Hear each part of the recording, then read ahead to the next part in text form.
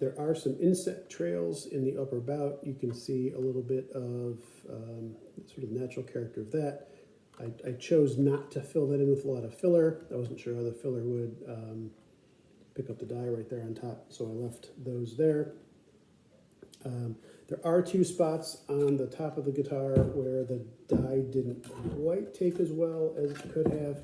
There's one spot right here between the pickups, and there's another spot up here. It's a little bit subtle, but I just want to be clear that there's a couple spots where the dye didn't quite take.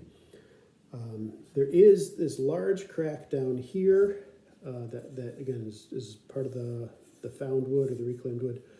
So there are a couple of sort of gashes or dents in there that again I chose not to fill with excess filler just to protect how the color would come out.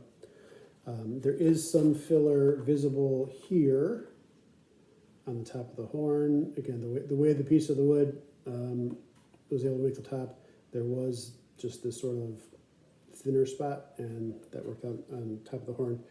So that will be visible. There is a little bit of filler visible on the back. There's a little bit of filler visible here. So again, that's most of the filler that's visible is just because that's the way the natural wood was, except for the neck mounting holes. There are a few places where I did use clear grain filler. So there's this one insect trail here, and I'm trying to remember where the other place is. Yeah, that's the one I can see right now. So yeah, so again, you can see some evidence that the wood was again reclaimed, so you get what you get. On the back of the guitar, where you would put the neck mounting hole, this joint between the two pine pieces is not actually directly centered.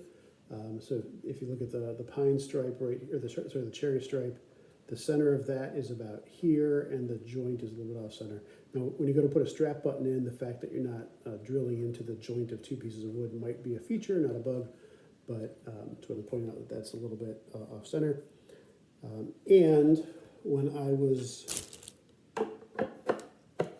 designing the back and the removable back, one thing I did not think through was that one of the mounting screw holes that I drilled for the back ends up lining up perfectly with the jack plate, and so if you put a screw there, it's going to hang on to where the jack plate is. So you don't need a screw there to hold the back on, but that's that. There are some things I have not yet done to the guitar. Probably noticed as I've gone through it. First of all, I did not yet drill for the bridge, partly because when I've made complete guitars before, I've always preferred to have the neck on and drill the bridge, make sure everything lines up perfectly. I also wasn't sure what kind of bridge somebody might want to put on this guitar. It's not a standard Telecaster guitar, so I could imagine people putting a variety of different bridges on it and not wanting to have holes in the body for the bridge. I did not drill the mounting holes for the humbucker mounting ring, not wanting to put any holes in the top that didn't need to be there. Because of the hollow body, I'm not immediately sure how else you might mount a humbucker in there without the humbucker ring, but I didn't want to put the holes in there unnecessarily.